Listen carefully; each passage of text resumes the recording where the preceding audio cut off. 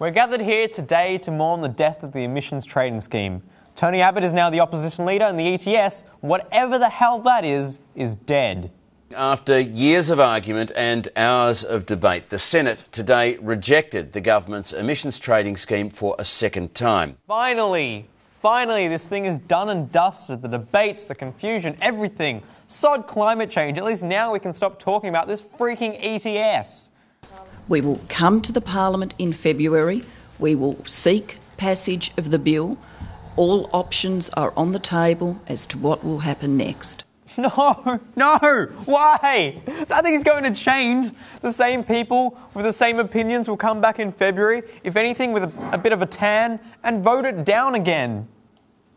The Senate rejection has delivered the government the trigger it needs to dissolve both houses of Parliament and call an election. Yes, do it. Call an election. I love elections. Writing numbers on pieces of paper, exercising democratic rights, and then maybe, just maybe, the government might be forced to explain to the people, yes, us, what this emissions trading scheme is and what it actually means. Look, even Barnaby wants an election.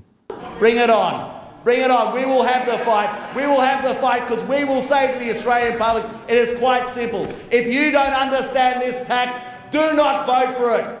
Okay, so not exactly appealing to the intellectuals among his constituency. Don't vote it against it because it's a bad idea. In fact, don't even worry about figuring out if it's a bad idea. I mean, if nobody understands the solutions to climate change, then we can all happily vote against them.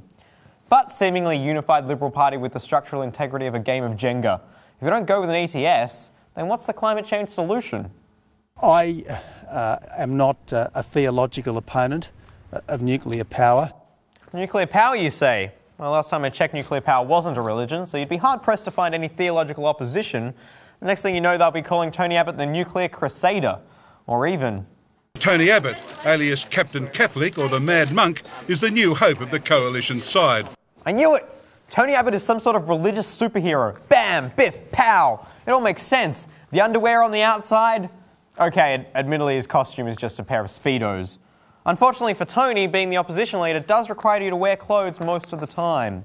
I'm still far from used to this, I've got to say. I think that it'll take quite a while to figure out just what a big change this is. It's fine, Tony. We're there with you. But I think you're going to need a sidekick, someone that's just as energetic as you, says just as many embarrassing things. An ETS skeptic-in-chief, Barnaby Joyce, will be promoted to the front bench. Bingo! Perfect. The mad attack dog sidekick. What's your angle, Barnaby? I never believed the science is settled. If the science was settled, Copernicus would be dead. Oh, sorry, he is dead. He is dead. He would have been killed. Yeah, the guy that discovered the Earth revolves around the sun is dead, and you're next. The government must be quaking in their boots. What say you? You don't fix climate change, you don't tackle climate change unless you make polluters pay. Wow, I feel like I'm watching an episode of Captain Planet. I'll make you pay, carbon polluters. I'll make you pay. You know what? I've changed my mind. This emissions trading scheme is just getting interesting. I can't wait till next year. Never-ending debate about the ETS and climate change. You've been Newsitorialised.